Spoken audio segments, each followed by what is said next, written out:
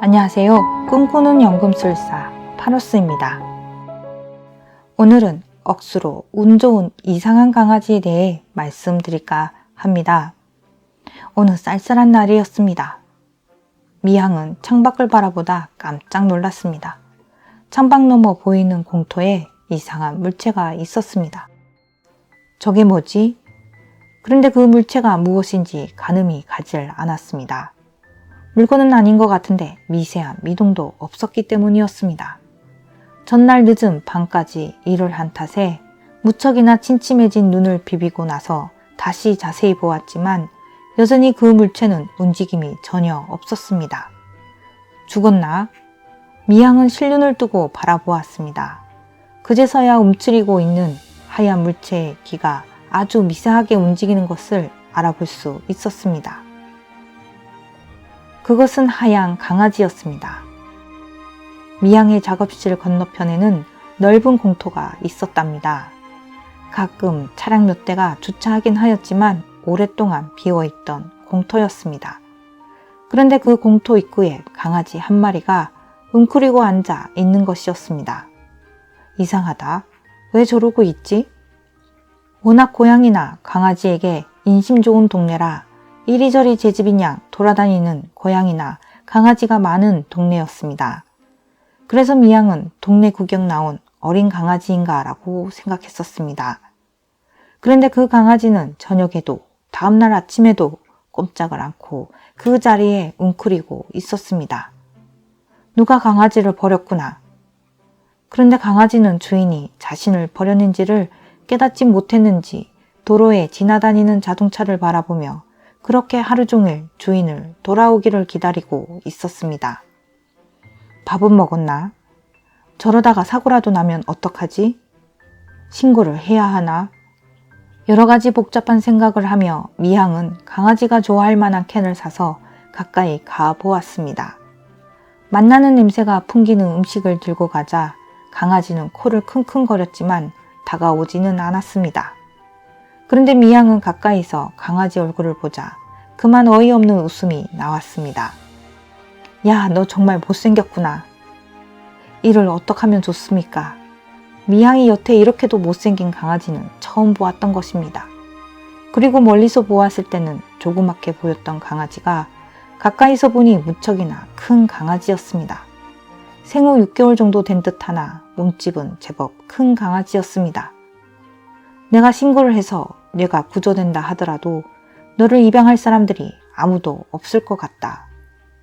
미향은 봉사 다니는 유기견 보호시설에 있던 수많은 강아지들을 떠올리며 중얼거렸습니다.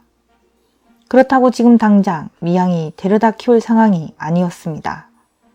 어떻게 해야 할지 좀 더 생각을 해야겠구나 하며 미향은 작업실로 돌아왔습니다. 그래도 밤이나 낮이나 틈틈이 강아지가 잘 있는지 살펴보았습니다. 중간중간 먹을 것도 가져다 주고 시기에 맞춰 먹어야 할 약도 간식에 넣어 주었습니다. 하지만 강아지는 미향의 곁에는 결코 다가오지 않았습니다. 다가가면 멀찍이 달아나고 그녀가 멀어지면 다가와 음식을 먹었습니다. 그리고 강아지는 아침부터 밤늦게까지 주인이 버리고 간 그 자리에서 매일매일 같은 자세로 기다리고 있었습니다. 저렇게 주인을 애타게 기다리는데 미향은 강아지가 참 많이도 불쌍했습니다. 그렇게 강아지를 지켜보던 날들이 며칠이 지나가자 미향은 이상한 점을 발견했습니다. 그런데 왜 저 강아지는 하나도 슬퍼 보이지가 않은 걸까? 며칠째 주인이 돌아오지 않음에도 강아지의 표정은 주인 잃은 강아지의 표정이 결코 아니었습니다. 마치 집에서 주인이 외출을 끝내고 그저 돌아오기를 기다리는 강아지 같았습니다. 그리고 시간이 지나자 틈틈이 공터도 뛰어다니고 풀을 잘근잘근 씹어먹기도 하며 장난도 치곤 하였습니다. 어느 저녁 미향이 늦게 일을 끝내고 돌아오다 보니 빗방울이 떨어지기 시작했습니다. 그녀는 강아지가 걱정이 되어 급하게 강아지가 있는 공터로 가보았습니다. 그런데 그녀는 그만 감동을 받고 말았습니다. 비가 쏟아지고 있는데도 강아지는 비를 맞으며 깡충깡충 물운덩이에 뛰어놀고 있었던 겁니다. 하늘에서 떨어지는 빗물을 입으로 먹어보려고도 하였습니다. 그야말로 비가 온다는 것이 녀석에게는 춥고 좋지 않은 것이 아니라 새롭고 신기한 일이었던 거였습니다. 녀석의 한없이 명랑한 모습을 바라보며 미향은 웃으며 생각했습니다. 빨리 마당에 있는 집을 마련해서 저 녀석을 데리고 가야겠구나. 미향은 그녀가 계획하고 있던 단독주택을 짓는 일을 하루라도 더 빨리 당겨야겠다는 생각을 했습니다. 그런데 주말이 되고 나서야 미향은 알게 되었습니다.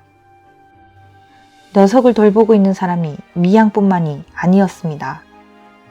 공터 옆에 살고 계신 할아버지, 할머니도 녀석이 지낼 집까지 마련해주고 돌보고 있었습니다.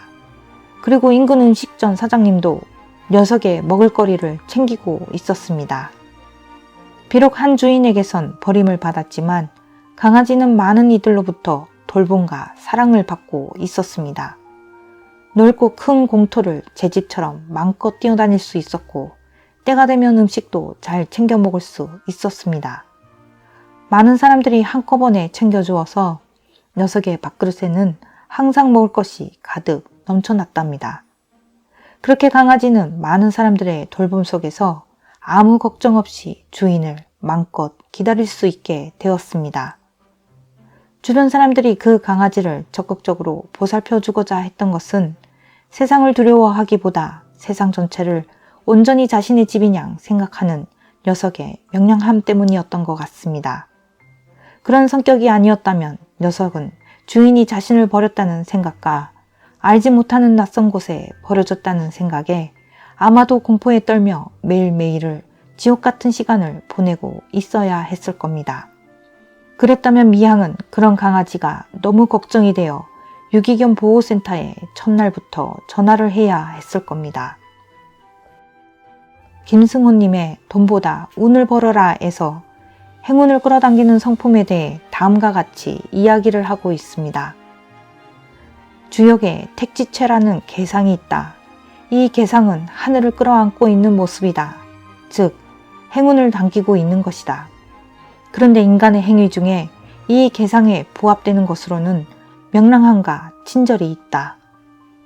명랑함은 얼굴의 표정이나 목소리에 나타난다. 친절도 마찬가지다. 이것은 즐거움을 포함하고 있는 것이다. 주역의 개상으로는 연못이라고 표현하는데 연못은 행운을 담고 있는 것이고 또한 행운을 끌어당기는 관문 역할을 하기도 한다. 택지체는 관문을 상징한다. 그리고 아름다운 꽃이 피어났다는 뜻도 있다.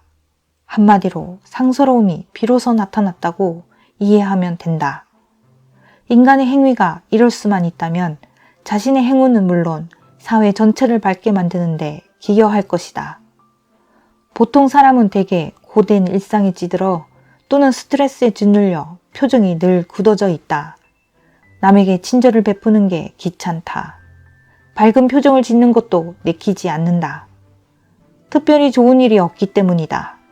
이래서는 절대로 좋은 운이 오지 않는다.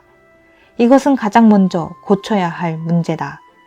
친절과 명랑함에 돈이 드는 것도 아니지 않은가. 그저 약간만 신경 쓰면 된다. 회사에서도 그렇게 행동한다면 출세는 보장된다고 봐도 된다. 회사 생활에 있어 실력은 남에게 뒤떨어지지 않을 정도면 된다. 그러나 명랑함과 친절은 그 누구보다도 앞서야 한다. 별로 어려운 일도 아니지 않는가. 내가 가진 에너지의 1000분의 1만 써도 나를 빛나게 할 수 있다. 빛나는 곳에는 행운도 찾아오기 마련이다. 좋은 동지와 자신을 이끌어주는 선배는 물론 좋은 배필도 나타날 것이다. 아무쪼록 힘든 상황에 있더라도 명랑함과 친절함을 잃지 마시길 바랍니다. 그러면 누구보다도 운이 절로 따라오게 될 것입니다. 감사합니다. 꿈꾸는 연금술사 파로스였습니다.